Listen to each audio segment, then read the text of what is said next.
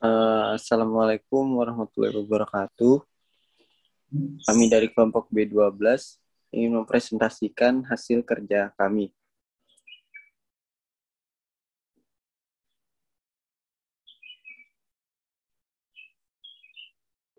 Mungkin untuk Saudara Leo bisa. Oke, terima kasih. Jadi dari tugas kami yang berjudul Comparative Kinetics of Esterification of Methanol Acetic Acid in the Presence of Liquid and Solid Catalyst.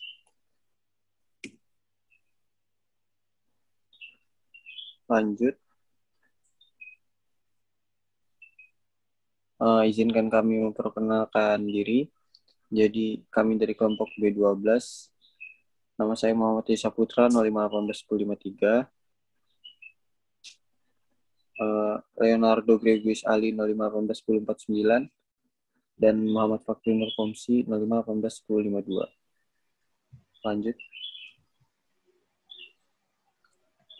Adapun reaksi sintesis metil asetat yang kami gunakan yaitu reaksi kinetiknya asetik asid CH3COH ditambah dengan metanol CH3OH menjadi metil asetat CH3COO CH3 ditambah air H2O dengan kondisi reaksi high temperatur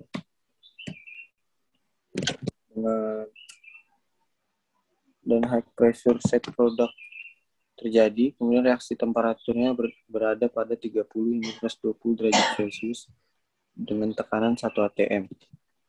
Lanjut.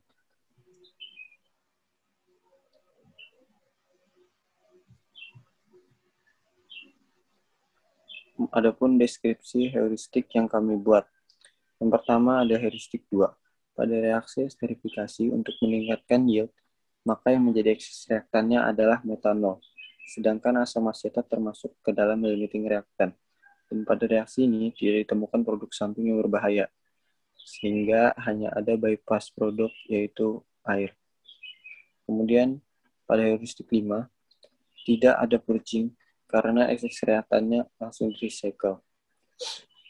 Kemudian heuristik 7, katalis yang digunakan pada esterifikasi yaitu H2SO4 atau asam sulfat.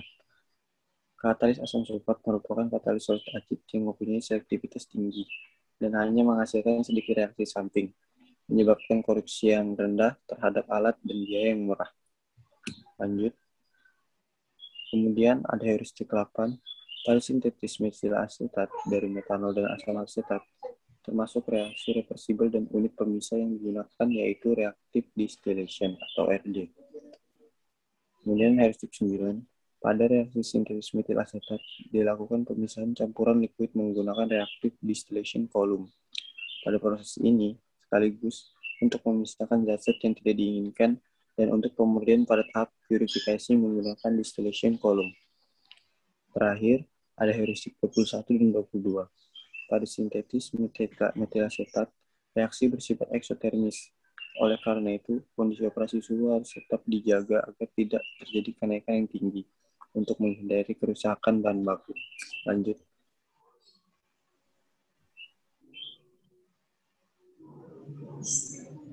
Baik, di sini saya akan menjelaskan terkait Spiration Train ya. Bisa dilihat di mana ilustrasi pada gambar di samping itu sebuah gambar ilustrasi dari reaktor distillation ya, reactive distillation. Di mana pada selection kriteria untuk phase kondisinya yaitu dalam reactive distillation pemisahan terdapat fase vapor liquid equilibrium dan ini dalam secara umum pada kondisi operasinya itu 50 sampai 80 derajat Celcius dan pada tekanan 1 atm.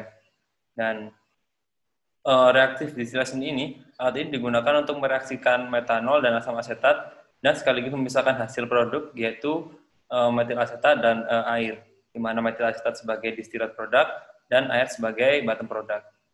Dan untuk reason atau alasan memilih pemilihan alat ini, di mana alat ini mempunyai kelebihan yaitu konversi reaksi yang lebih tinggi, pengurangan biaya konstruksi, pengurangan beban panas, selektivitas yang baik, dan memungkinkan terjadinya lebih dari satu reaksi. Dan aplikasi dari alat ini banyak digunakan pada industri pembuatan ester, dan salah satunya yaitu pembuatan sintetis metil asetat. Next.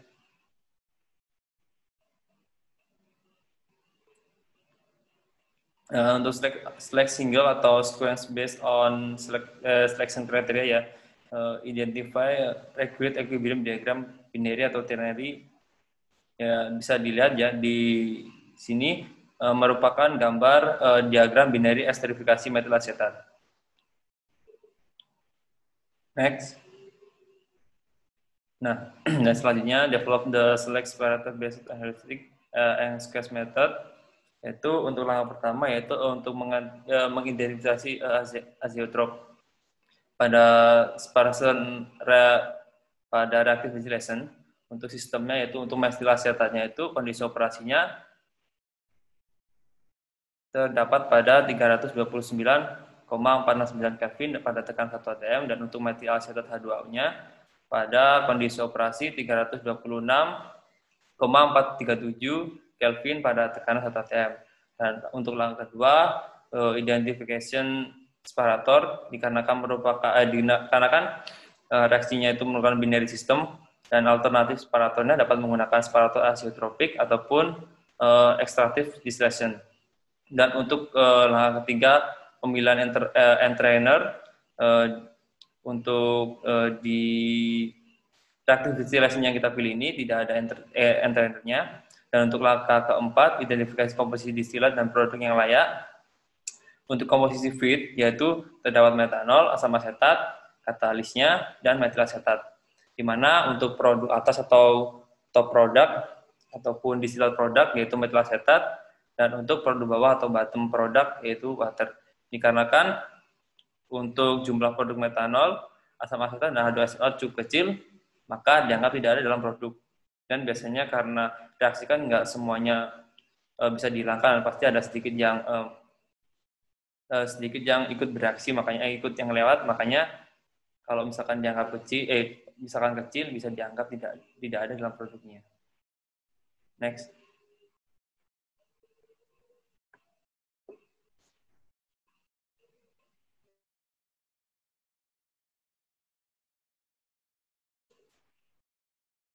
Dan untuk reaktor konfigurasinya mungkin setelah ini akan dijelaskan oleh teman saya, Leo. Oke, suara saya sudah jelas. Sekarang saya akan menjelaskan bagian reaktor konfigurasi. Adapun alasan apa yang kita memakai reaktor konfigurasi ini, kita memakai reaktif distilasi, yaitu alasannya karena kombinasi dari reaksi kimia awalnya itu ditemukan tahun 1921,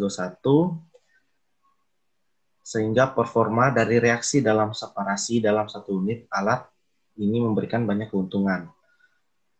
Dengan proses ini, reaksi samping bisa dihindari dan panas eksotermis dari reaksi tersebut bisa dimanfaatkan untuk pemurnian produk pada proses distilasi. Walaupun kita memakai reaktif distilasi ini, dia mempunyai keterbatasan, yaitu ada 4, yaitu kecocokan suhu, volatilitas yang tidak sesuai, reaksi lambat, dan pembatasan lain. Kemudian ada keuntungan dari reaksi distilasi ini. Yang pertama, biaya operasi dan investasi yang lebih terjangkau karena konfigurasi alat lebih sedikit dan konsumsi energi yang lebih sedikit pula, yaitu memanfaatkan energi hasil reaksi. Yang kedua, kita bisa lihat di slide large hold up atau waktu tinggal lebih lama. Yang ketiga itu fleksibel dalam distribusi hold up. Yang berikutnya dapat diaplikasikan untuk katalis homogen dan heterogen. Yang kelima itu kemudahan dalam penggantian katalis. Yang keenam, pengembangan dari skala laboratorium menuju skala industri relatif lebih sederhana. Yang ketujuh, limbah produk yang dihasilkan relatif lebih sedikit. Dan yang ke-8 itu ada potensi degradasi akibat kalor yang sedikit lebih kecil. Adapun kelemahannya yaitu kondisi tidak optimal, yaitu karena desain kolom merupakan kombinasi dari reaktor kimia dalam kolom distilasi. Yang kedua itu proses introduksi ke operator lebih sulit karena dibutuhkan pemahaman interaksi uap cair yang kompleks kecepatannya, transfer massa, dan difusi dan kinetika kimia.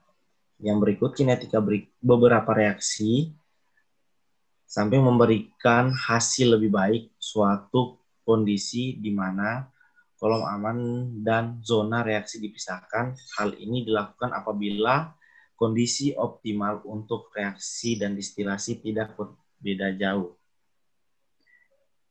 Adapun katalis yang kita pakai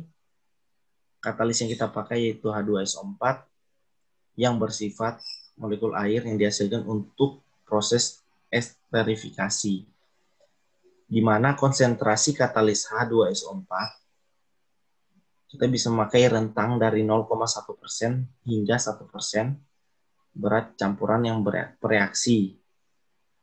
Nah, selain itu, katalis H2SO4 ini atau asam sulfat, dia berfungsi sebagai penarik air.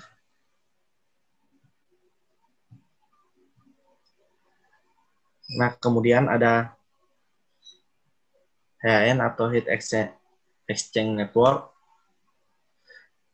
di mana kita dikarenakan PFD pada simulasi Aspen Plus yang kelompok kami sudah coba, kita tidak terdapat cooler dan hanya terdapat heater, maka pada reaktor distilasi tidak memakai HAN atau heat exchanger sehingga HAN tidak dapat terpenuhi. Nah, bisa kita lihat daftar pustaka sebagai berikut yang kelompok kami sebagai acuan untuk mengerjakan tugas ini. Mungkin sekian.